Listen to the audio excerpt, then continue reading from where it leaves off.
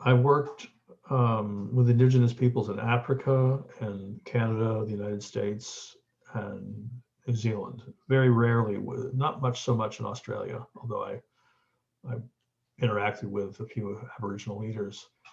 But I'll share with you a story which is self-aggrandizing, but it's still a fun story. So I actually facilitated one of the first, maybe the first meeting between the Auckland City Council Planning and Sustainability Departments and the urban Maori in Auckland. So three families, tribes, iwi in Auckland. And I learned a lot just from that because I had to sit down, because as opposed to the States where we get to work, I think they spent, out of the 6 hours, they spent an hour and a half or 2 hours introducing themselves from their mountain, the river. And that really pissed me off. And so I had to process all that because no one told me that was going to go on. Because I had this whole thing planned, and my time is gone. And they could see that I was getting agitated. It took me about 45 minutes to realize that isn't going to work. You're getting angry about it's not your culture, Bill, right? So I think that was the first victory, is that I actually calmed myself down and they could see that, he's paying attention. But at lunchtime, one of the Maori guys came up to me and he jabbed his finger in my chest. And he says, "You believe what we do. How do you convince the white man?" Which I consider one of the best compliments I've ever gotten, right? Being a pasty-faced white guy. So I said, "Listen, buddy, I'm not here to teach you anything. I'm here to learn from you. How do you teach the white man?" He said, "Well, we start with the universe." And I said, "Well, that sounds about right to me. Those patterns are what we have to go by." I said, "Well, how's that working for you?" He said, "Well, it's not." I said, "All right, maybe we do have something to share." Because what we're doing is working on bridging that world of now indigeneity. If I say that to some tribes, families, First Nations groups, I will be slaughtered. That because my favorite line is, "How do we become indigenous again?" Because we all have to become indigenous again.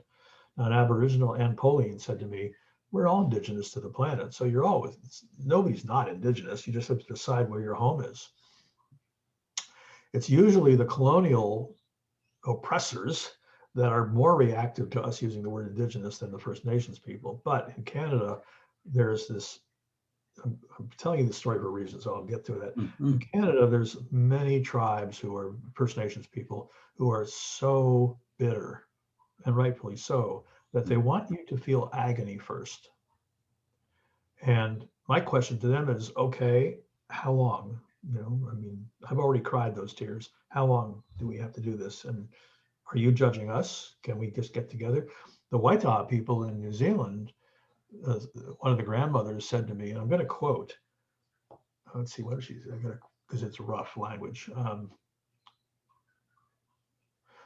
"We have to stop it with this indigenous shit."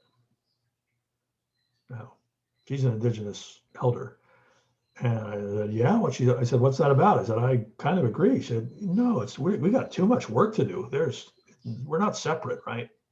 So that's my particular entry point for this. The dangerous assumption that, yes, everybody wants us to be indigenous again. And in Canada, there are those people that say, "If you believe what we do, you are our brother and sister."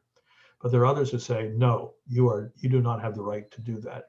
So I share those stories because they run the gamut from embracing oneness and unity to not having put to bed and rest the pain.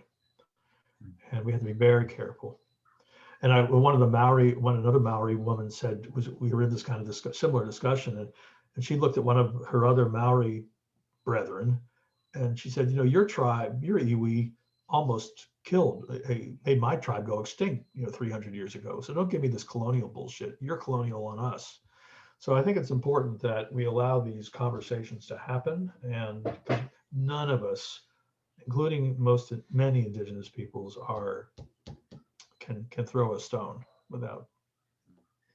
But that's not an easy conversation to have, and you have to ask permission for it. So now I basically say, listen, I know this is a third rail, but I believe that all of us have to become indigenous again, because that's what regeneration is really about. And but I think if we ask permission to go there, we'll have a good conversation.